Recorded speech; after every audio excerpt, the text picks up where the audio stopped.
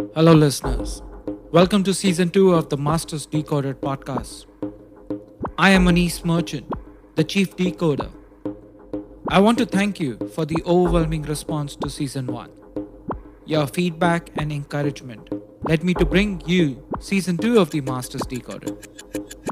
The season will tap into how technology, artificial intelligence, and other socio-economic factors have impacted my guests' careers or passions.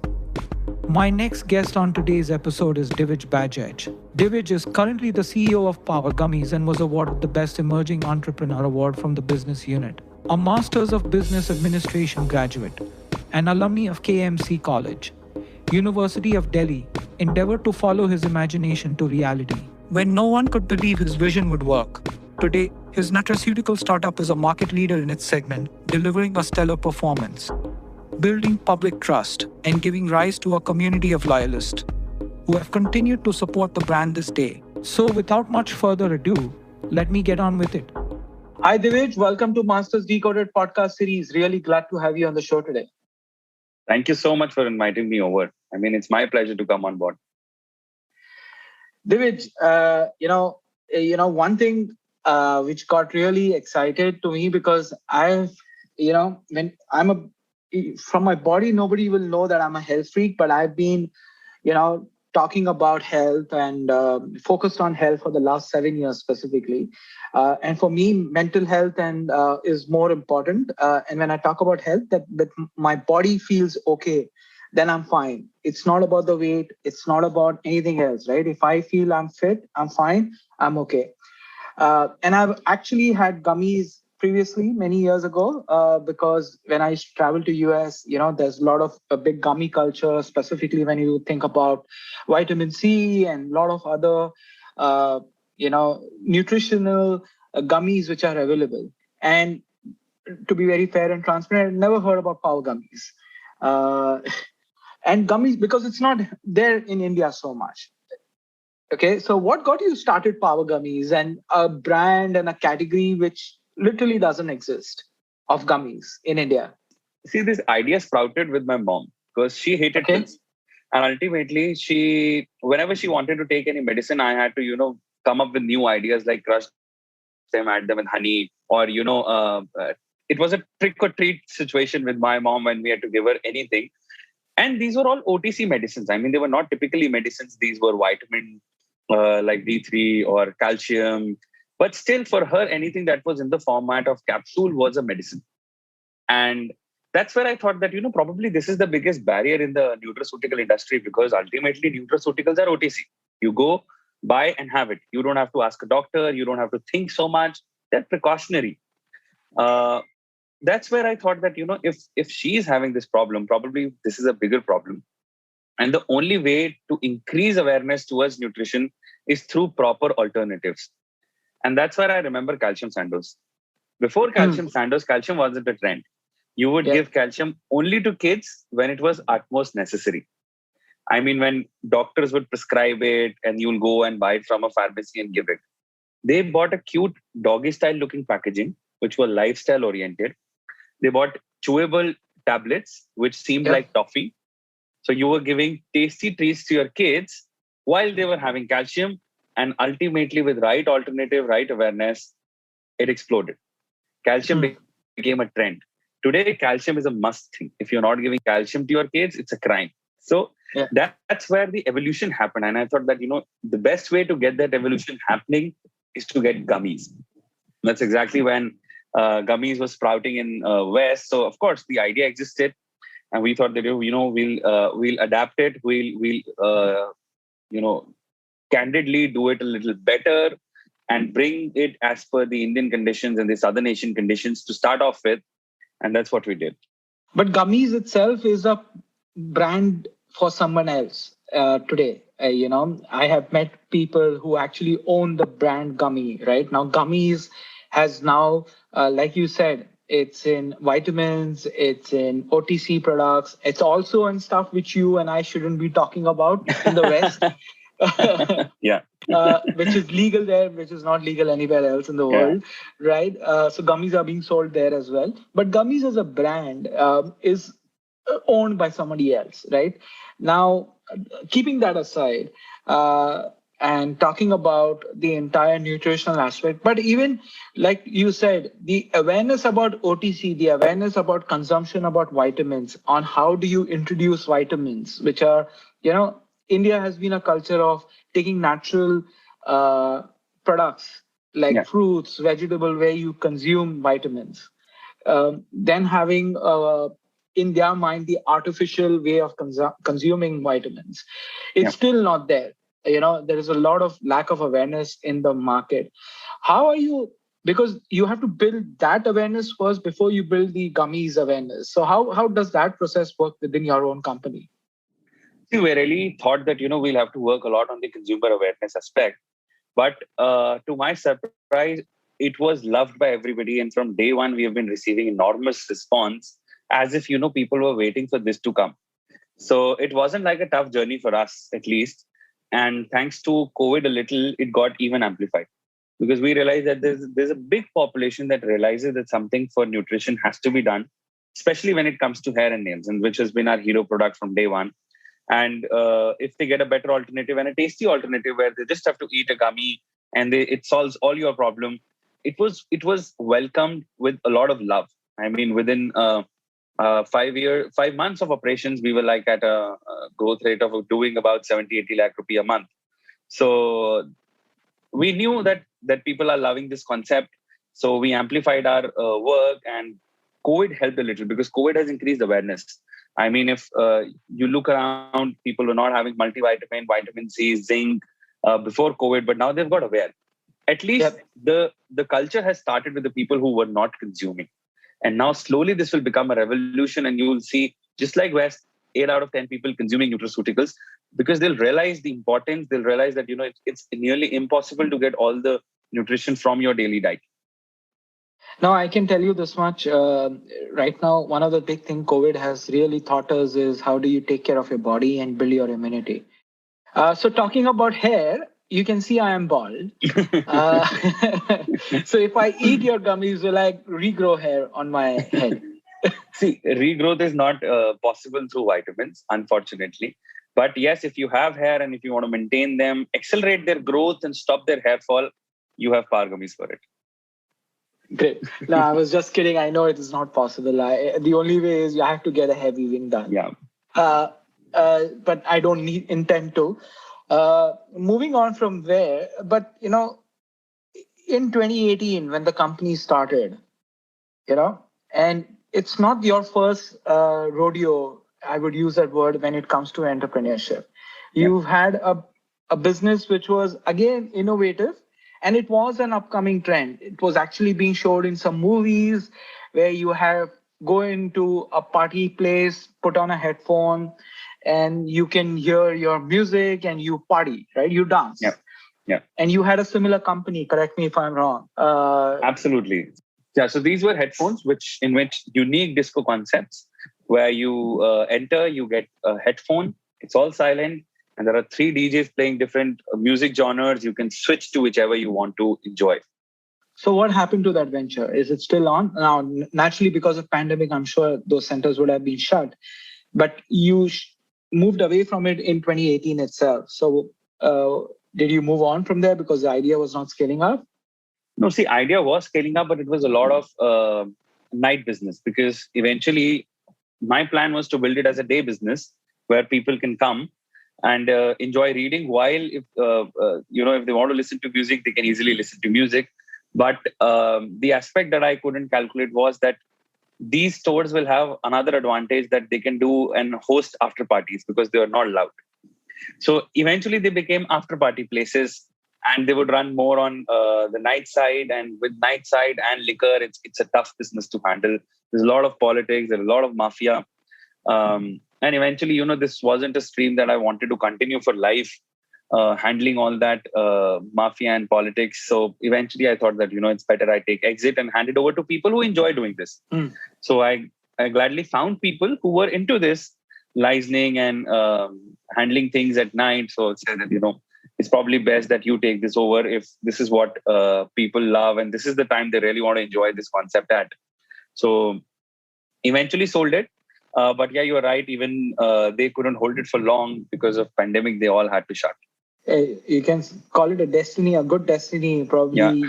you made a good move early on. Uh, so when you stopped that, or when you were thinking of stopping that, were Power Gummies already on top of your mind, or was that and okay, you moved on and you said, okay, now what next? No. I think Power Gummies had a big part of me. It's like if you have another boat to catch, it's easy to leave the boat you are on. So, Yeah. I mean, that was the situation wherein, I was already over invested with Power Gummies in terms of doing R&D, because it took me like 1.5 years to bring this technology and bring this whole concept to India. So I was overly invested. And, this was another excitement that if I quit this, I'll probably be better at scaling this and building this. So I was looking out for opportunities to, just offload it and get shift to Power Gummies. Uh, you spoke about R&D, and I've read in somewhere in your interviews, you've also mentioned that it takes a lot of time to do an R&D. And I Yeah. believe right now you have 3 products on your website, which you're also selling in stores and other platforms. Uh, and you now have about 8 of them lined up, Yeah. which are coming up. Now, how has pandemic enhanced or reduced the capacity of R&D? Because you need trials, you need people to use it, to see the effects, you see the outcomes. Even though these are nutritional alternatives, you still need to do trials so that Yeah. you can claim or you can say that these are what the benefits are. How has that speed up the process or reduce the process for you? I think the only problem that happened was when initially the lockdowns happened, the first lockdown or the second lockdown, because for the initial months it was very difficult. But eventually, in between, it was all fine to do clinical trials because this was something that was allowed by the government as well. And since it was lockdown, the bandwidth was easily available. People also wanted to try, so we could even find people to build up the sample sizes. And all the clinical trial associates of ours were more than happy to do it, and especially with our category because it was preventive. Had it been any medicine for some, typical hard disease cure, could have been a difficult job to do. But for us, experimenting with the vitamin range, which is nearly already proven in the world, so we mostly did not have any problem conducting our trials or building our compositions. Sure. Talking about the R&D and the time it takes to get a product out, it requires a lot of patience. It requires Yeah, a lot of, and you are going on a path which the failure rate can be 90%. It's yeah, not. It's not the other way around. You may not be able to get a product, and pharma companies, spend billions of dollars in R&D to build or bring a product or a drug out in the market or a formula out in the market. Uh, how do you develop that grit and passion for something for so long? Because in this day and age where technology, you can build something and see it live tomorrow. In a physical product, and especially like yours, where you need to do a lot of clinical trials and have that patience and keep tinkering the formula to keep enhancing the outcomes. How do you develop that? Because it's different. It's not the same. no, absolutely, you're right. And that's why it took us so much time to develop all these variants. I know there are a lot of players in the market, in the Indian nutraceutical industry, who will just go do anything, put anything on the label, put anything on the product. There'll be different things on the label. They'll be doing different things on the product. And I don't think any other gummy rival of mine has done any kind of clinical trial. But we are different. In our thesis, we are different. We are based on very strong scientific pillars. We might look like a fun brand, but we take our science job very seriously. So we have an in-house strong R&D team, which day and night is passionate about doing these things, solving these problems. For them, this is a fun job. They love to spend time. They love to work on things. What I love is consumer insights. So I work on consumer insights. My love and passion is to understand consumer persona, develop the consumer insight, work that with the R&D team to work better on the product side when we are doing, and of course a little help to the scientific body Emprex that is associated with us. So it's a team of 35 scientists who keep on, working for us in terms of different composition development, and they're equally passionate. So for, us, it's a fun job. We don't take it as, something that is tedious for us, or we'll require patience. We have probably, developed it as a fun activity where every day is a new day where we learn new things, we develop new things, we try. Even though if we fail, we don't mind. It's learning. So if we fail, it's a learning, it's experience, and if we success, I think that's the job well done. So for us, it's a fun job. You spoke about competition, and I'm sure there are some bigger players than what your brand is today, right? And No, in gummies, we are the market leaders. We have 44% of the market share. but internationally, now India is a massive Yeah. market, for sure, right? For them to come with big pockets, cash loads of money, or bucket loads of money, as people say, to come and easily start doing advertisement, branding activity. How do you prepare yourself to be ahead of such competition? See, we always work on a 6-step principle where we always have to be 6 steps ahead than what anybody else is doing. So keeping global competition in mind, we're already 6 steps ahead. Even in terms of community building activity, they can come with lots of money, but the kind of community building activity that we have done is the fortress that we have built. You see our Instagram, we have like 240,000 followers. Our YouTube channel has 380,000 subscribers. In total, we have a community of about 1.5 million people attached with the brand, loving the brand. The only way we're going to defend ourselves is to, be there, sell the best quality product, which can even beat the international competitors that are out there. So even if today I compare it to the top competitors like Ollie, Sugar Bear, we'll be equally on the same podium as per what the quality they bring on board. So when we are at the same quality at the par level, when we are at very strong, efficacious results, we just have to amplify the community building activities and we are sorted. The kind of price range that we offer is comparatively very stronger than what they bring on board because they're very expensive. And as per the Indian market, I think that's an expensive price range to go for. So we are very economical that way. And our community building activities are much efficient. So when they come, they enter, they'll have to learn a lot about the Indian market, how it responds, what people love, how to get them to building a community. And I think we'll have a strong advantage over there. Plus, if it's about money, we're also deep pocketed. We have raised huge rounds. We've raised another big round where we have big funds, big international funds invested in us. So we are prepared on all 6 levels where we have to fight with the international competition. There is just building on fundraising. How was the initial fundraising when you did that?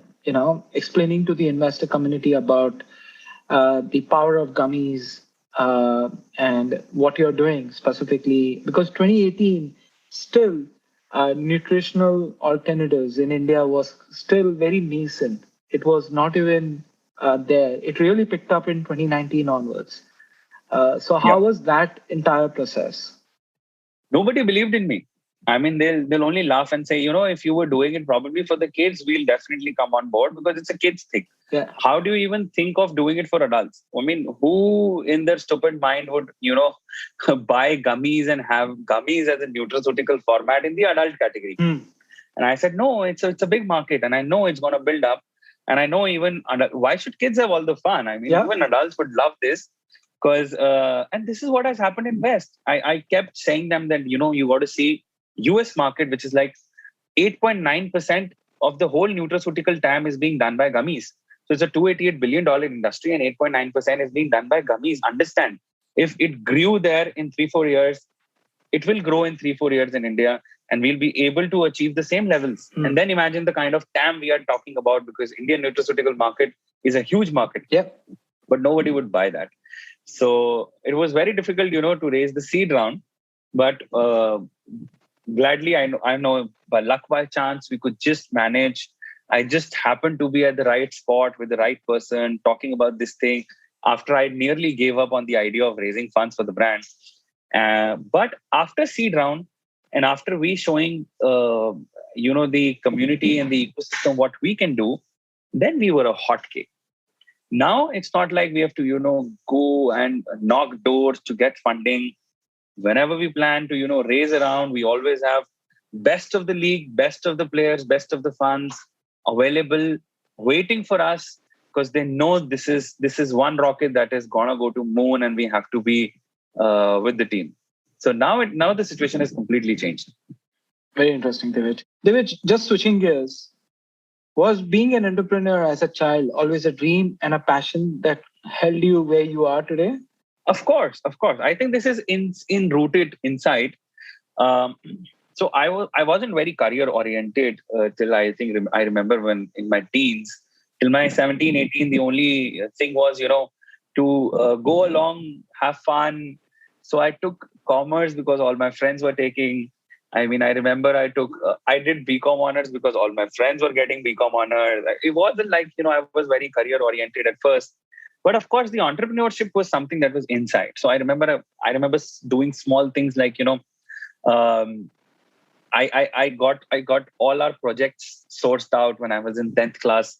We figured out a place where we could all get the projects made, and that was my first entrepreneur idea, where I collected money from everybody, got project sourced for everybody, delivered them, and similarly there were few small instances that I can remember from my childhood where this was something that was inseeded, something that I didn't realize I want to do, but was inside me, and I had to be an entrepreneur.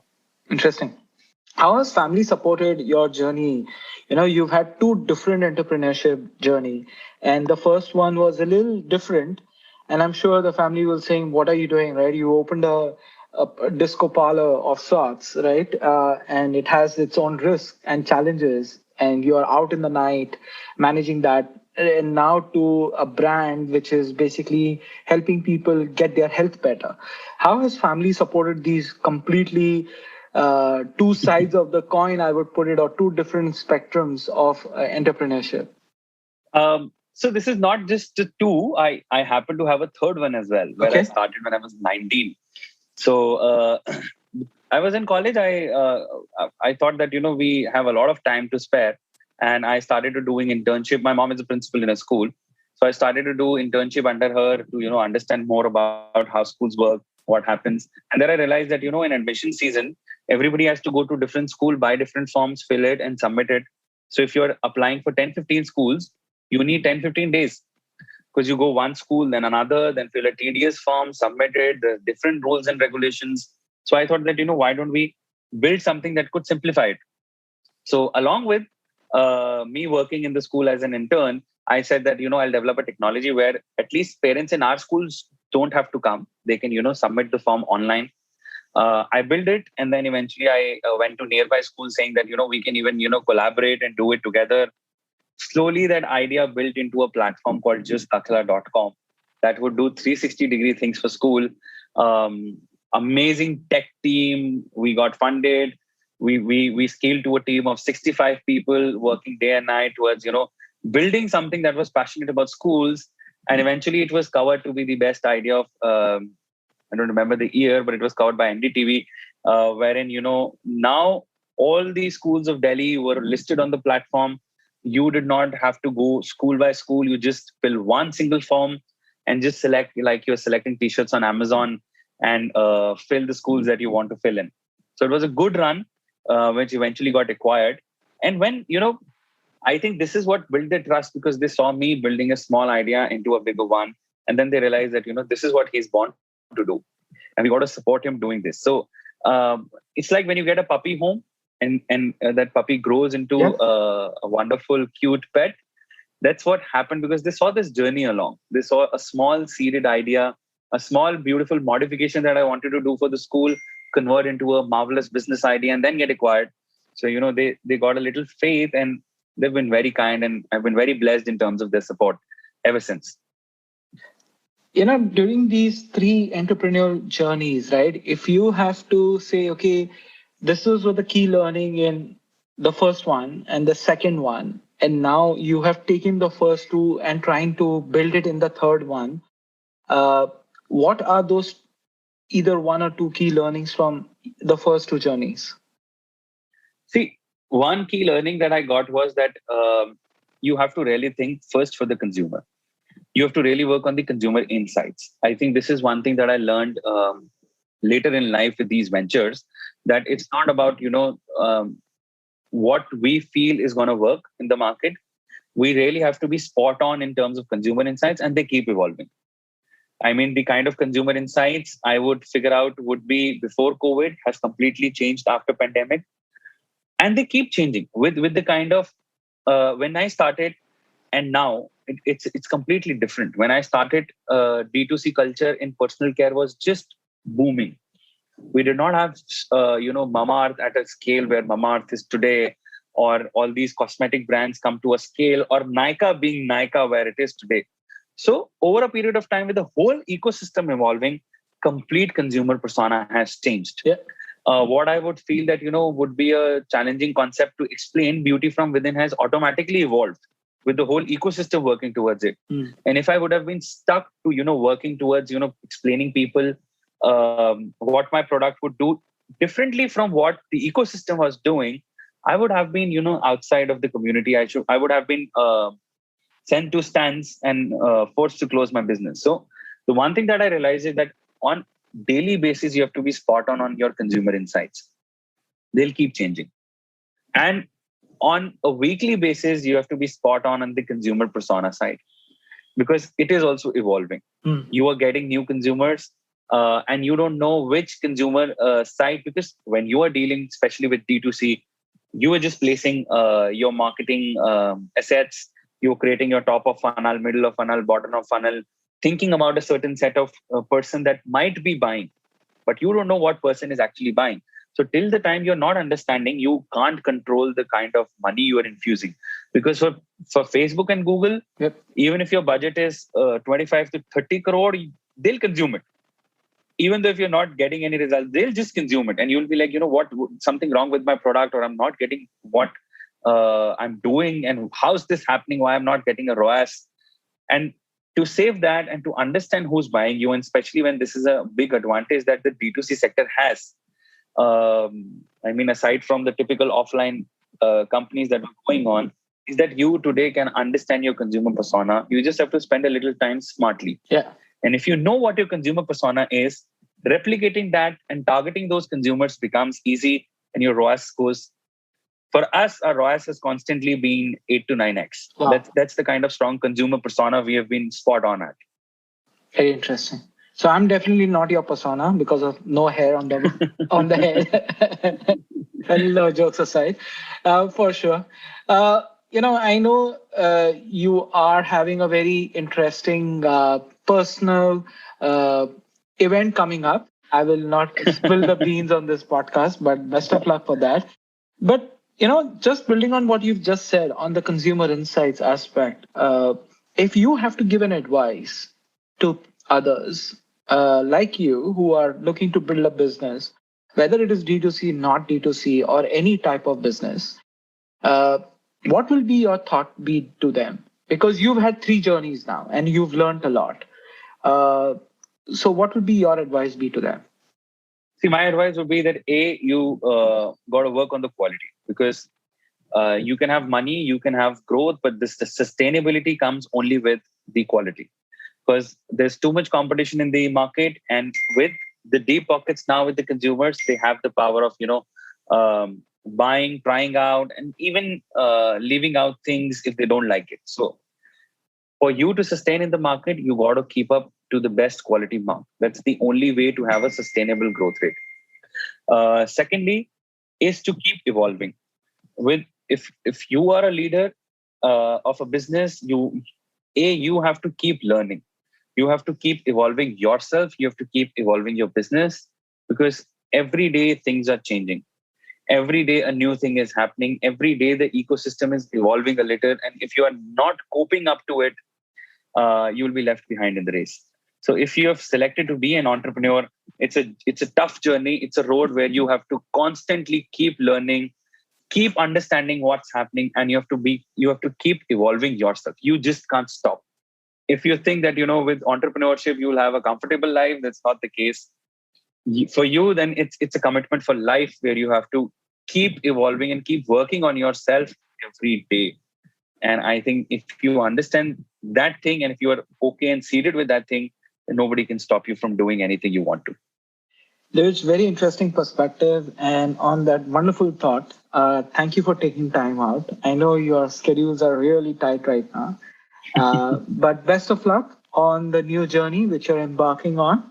Happy for you, and yeah, stay safe and be healthy. Thank you. Thank you so much for inviting me over. It was lovely. Thank you for listening in. And we close yet another episode of Masters Decoded.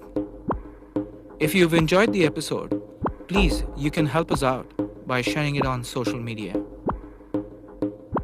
I would personally appreciate that. It's how we can reach more listeners, and the more listeners we have, the more awesome guests I can get in touch and convince to participate in these conversations that are a joy to have for me, and I hope they are a joy for you to listen as well. You can also help a lot leaving reviews on iTunes or your podcast service of choice. Reviews are surprisingly helpful in supporting the podcast to get to more listeners. If this episode has intrigued you, I would request you to subscribe to the podcast to stay up to date and get notified to the future episodes. With that, I bid you and see you in the next episode.